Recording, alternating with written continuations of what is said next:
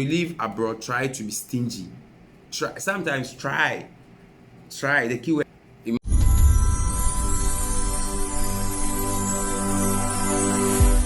Imagine traveling to live overseas and returning back home with 0.00 cedis in your bank account. That's very sad, right? These are things that I wish I knew before I traveled outside. And I hope you, as a new traveler or someone who is trying to embark on a traveling journey, should know this before traveling outside, okay? First and foremost, please and please, if you travel, don't focus on solving family problems. It shouldn't be your number one priority. Don't try to be the savior or ajenkwa. It doesn't click. One, you've just traveled, okay? You have to adjust yourself. You have to save that some money. Ask yourself, what if you haven't traveled? Like, won't your family take care of themselves? I'm not saying be stingy and don't give your family, but try and limit it. Assuming you're earning 5k in a month, okay? And at the end of the month, you're sending like 3k home to your family. How much are you going to spend on food? How much are you going to save? So sometimes you should consider all these things when you travel before sending money home to your family, okay? It shouldn't be your number one priority trying to solve all family problems. You can't solve all. You can do some. Just do your part. Play your part. Don't overplay it, okay? That's the first step you have to take note. The second step is control your sexual desires. Control. I'm talking from experience. Listen, when you travel outside, I don't want to mention countries though, but sometimes we are all like, most of us are in our adolescent ages, some are in our 20s, okay? And that's where you feel the urge for sex. If you are not able to control yourself, my brother, you must spend all your money on these stuff. You must spend all your money. As a guy, you spend all your money on hookups, stuff like that, just to satisfy your sexual urge. And at the end of the day, you are not going to save enough money. One thing you should always have in mind, you travel to make a difference. You travel to make a difference. Assuming, there are certain places where getting hookup or something like that is kind of cheaper as compared to other places, okay? Assuming you are working in the US or UK, US, and you are being paid $30 an hour, and you are working 8 hours, okay? Multiply by 8, 33 multiplied by 8, and you are supposed to spend $250 on hookup. That's like 2 days daily wages or like a day wages on hookup. Is it worth it? Like that 30 minutes pleasure, 5 minutes pleasure, is it worth it? I understand some people will say it helps in releasing stress, they are depressed and stuff. But how long are you going to depend on this as a stress reliever? If like every month you are going to see hookup like or 3-4 times, $250, that's $1,000. It can do something beneficial. And those living in the Gulf countries, just multiply 200 every month or 250 every month. Sometimes twice in a month, like 500. Like, please. So, guys, as a man, you should learn to control your lust, control your feelings, okay? If you're able to tame your feelings down, I assure you, you can survive wherever you find yourself. That's the second thing you should know when you travel, especially when you're in your 20s. The third one to take note is learn to cut down your expenses. Some of us, you've traveled, like you're living overseas, and you feel as if you're living home. You are living in your home country. When you are buying stuff, you don't check if there is an alternate to what you're buying. You just buy because you are buying, because you feel like you've traveled, you want to live large. And your salary is like 5k and you want to live large. How will you save? How much will you save? This is what has rendered many people who have traveled outside stay more than they wanted to stay. Some people traveled outside just to stay 5 years and they end up staying 10 years. They end up staying 15 years. And now, like in their 40s, they are now coming to get married and stuff like that, okay? So sometimes you should learn to cut down costs. When you cut down costs, you can save enough money. Okay. And the fourth one, we should learn to save. Learn to save. If you are living overseas, you are living in the diaspora, it should be your motive, it should be your priority. Learn to save. As you cut down cost, you save. This is one of the main key elements that is going to help you break your financial struggles when you learn to save. You can call someone who has been in abroad or who have stayed overseas for maybe 2 years or 1 year, and you ask how much do you have in your savings account, and he or she can't say anything. And because of that, they can't come home because you've traveled to live overseas for 2 years working, and you can't boast of any account in your savings wallet. It doesn't make sense. So guys, if you are living overseas, listen, forget the past. If you are watching this video, it's time for you to turn up a new page. Learn to save. Okay. And the fifth one we are going to take into account is always utilize public transport. When you are living overseas, sometimes you have to cut down costs, as I said, or expenses. Sometimes when you are moving from place to place, most people prefer Uber, but Uber is very expensive. So learn to use the public transport. It's going to cut down costs. It's cheaper, affordable, and it will get you to your destination as fast as possible, especially using the metro. You should learn to use the metro, especially when you are living in the Gulf countries.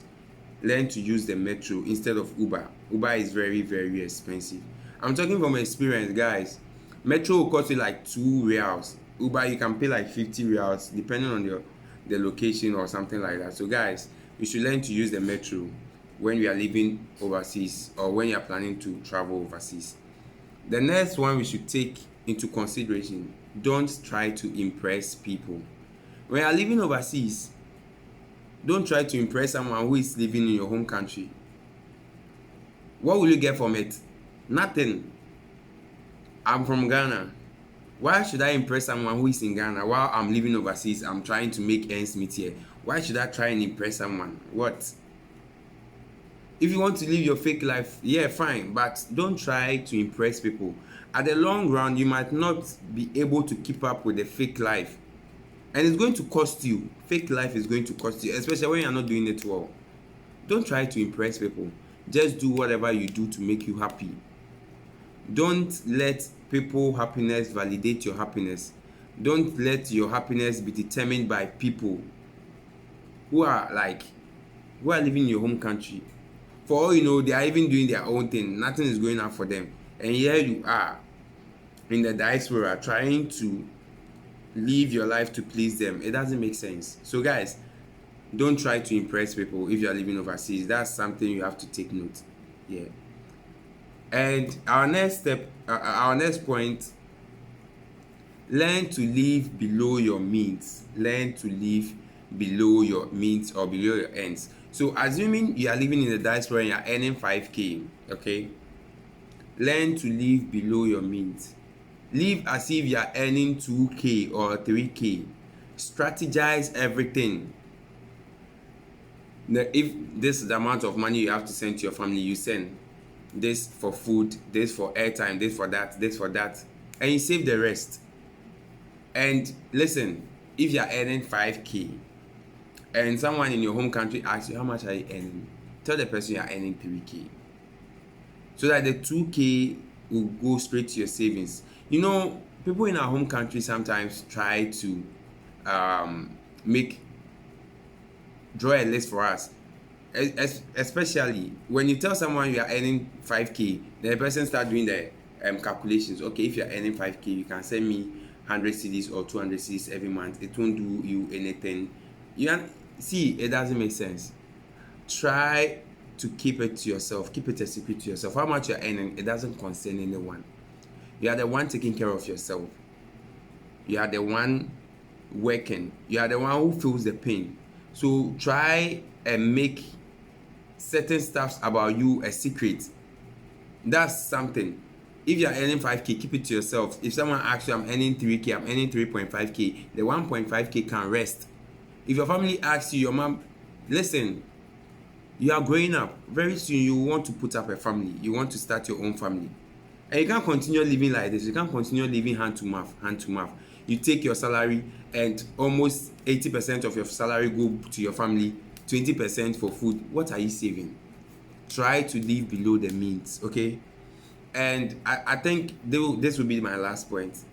Learn to take accountability.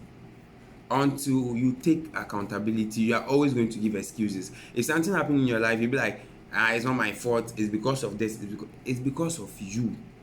Learn to take accountability. Take accountability of whatever you've done, the mistakes, the wrongs. Just take accountability, learn from them, and you proceed. Take accountability. And let me add this. Sometimes when you live abroad, try to be stingy. Sometimes try. The key word is try. Me here, I'm trying. It's not working out, but I'm still working on that. I'm trying. Because sometimes when people see you are very you're a free gifter, like you're a giver and stuff, they try to abuse that one. And every time, hey, send me 50 cedis, send me 100 cedis, send me this, send me that, send me this, send me. At the end of the month, when you calculate, sometimes you end up seeing that the money you sent to your home country exceeds the money you receive as your salary. It exceeds that money, that amount. I'm talking from experience, guys. I'm talking from experience. So sometimes you should learn to cripple your hands. You shouldn't give out always. Give out if necessary. Give out if necessary. Okay? Give out if necessary. If you find it important, you find it significant where you have to give out, you give out. Because listen, all of us at a point in time, we have certain friends in our group that each and every time they'll ask us for money. Hey, I've not eaten for 3 days. Can you send me 50 cedis? Can you send me 100 cedis? Ask yourself, if he hasn't eaten for 3 days, can he even get the strength to call you? And you have that one particular friend, that one particular guy in the family who calls you every day. Like sometimes every 3 days, you are getting a call from this guy asking you for 20 Ghana cedis. So assuming we have 30 days in a week, this guy is calling you every 3 days. 3 days, making up like 10 days. And every day you are sending this guy 50 cedis. How much is that money? 50 times 10, 500 cedis. Even if you are sending the guy 30 cedis, 30 times 10, 300 cedis every month. And that guy is not the only guy who is going to call you. You also have some friends you have to sort out, you understand? Once in a while, maybe 20, 30, 20, 30. And you end up exceeding the amount of money you earn working overseas. And you know, sometimes I really pity my friends living in the Gulf countries, because the Gulf countries is different from living in the US. US, you are paid in dollars, okay?